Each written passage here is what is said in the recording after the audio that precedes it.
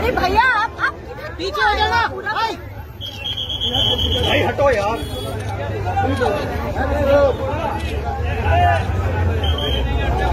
অনুব্রত দা কেমন লাগছে? অনুব্রত দা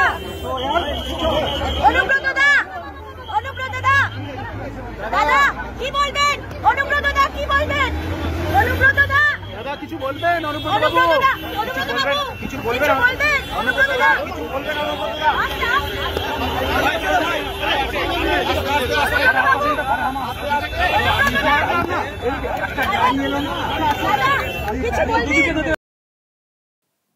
কেমন লাগছে, কেমন লাগছে উনি যা বুঝছেন আর জেলে থেকে যা বুঝেছেন সেটা উনি জানেন। অনুব্রতদা কেমন লাগছে প্রশ্ন। তবে উনি কিন্তু সেই রকম কিছু বললেন না যেটা দেখলাম। তবে চুল মনে হচ্ছে কলপ করেছেন, চুল কালো করেছেন। দেখুন দর্শক, কারণ এর আগে এবং আর একটা বিষয়, যখন ওনাকে আদালতে যেতে দেখতাম তখন দেখতাম হুইল চেয়ারে করে, আর যখন জামিন হয়ে গেছে তখন চাঙ্গা হয়ে গেছেন। এখন একেবারে হাঁটি হাঁটি পা পা কেষ্ট, হাঁটি হাঁটি পা পা। আর চুল কালো লাগছে, চুল কিন্তু তখন সাদা লাগতো, চুল কালো লাগছে, কলাপ করেছেন। বাড়ি ফিরছেন না, বাঘ, বীরভূমের বাঘ বাড়ি ফিরছেন।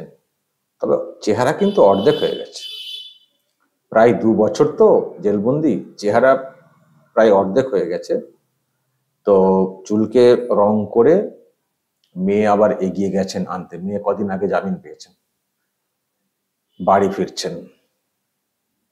মানে যখন এর আগে আদালতে যখন তোলা হতো তখন হুইল চেয়ার ছাড়া চলতে পারেন না, এখন কোনো হুইল চেয়ার লাগলো না, গেট থেকে বেশ চলে এলেন হাঁটি হাঁটি পা পা করে।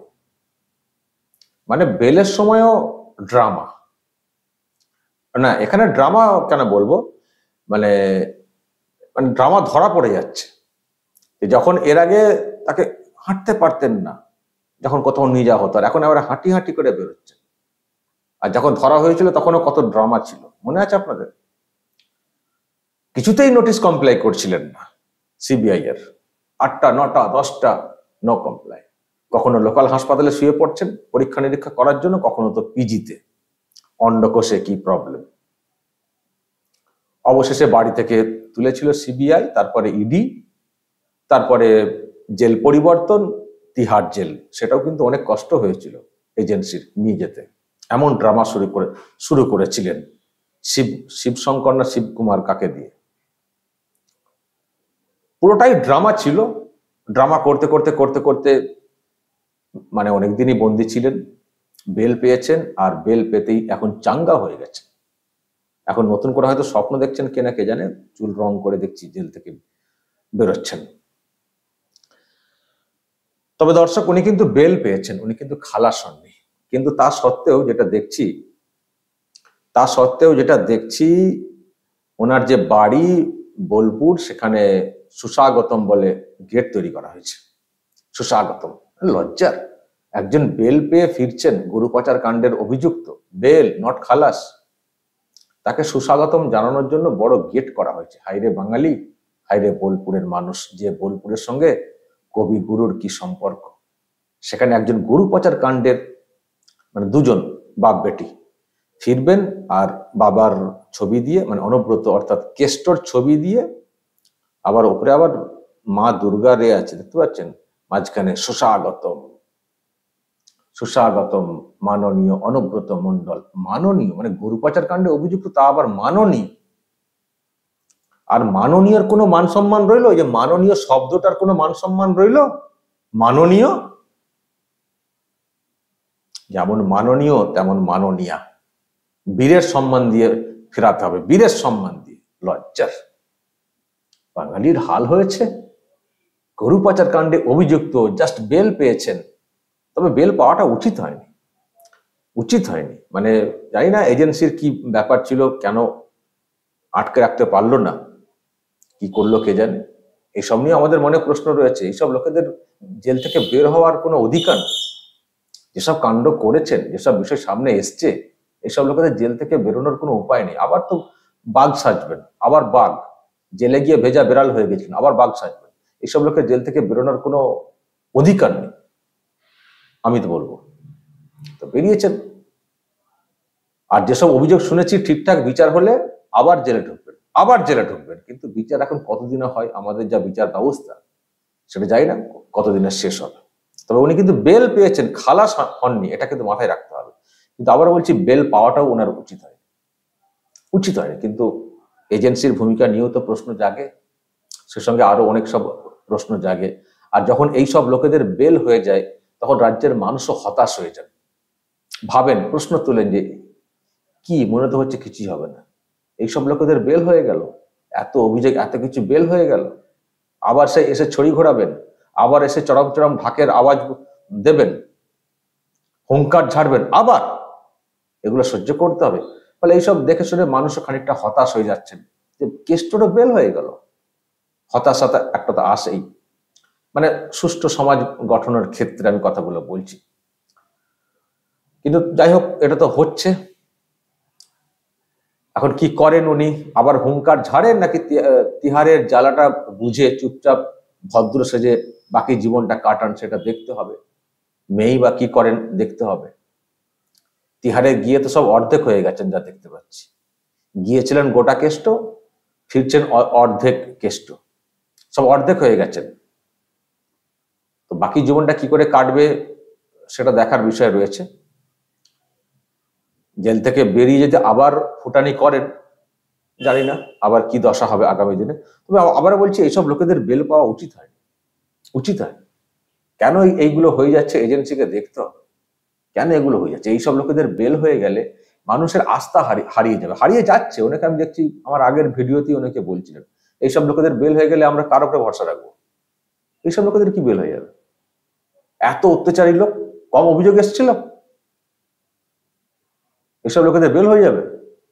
এইসব লোকেরা বেল পেলে তাহলে কি বাংলা কি করে মুক্ত হবে, এই প্রশ্নটাকে তুলছেন।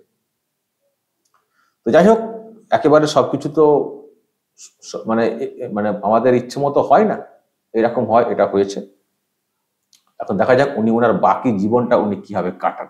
আচ্ছা দর্শক, আপনাদের কি মনে হয়, কেষ্ট এই যে ফিরছেন, কেষ্টকে এবার কিভাবে দেখা যাবে, কেমন রূপে দেখা যাবে?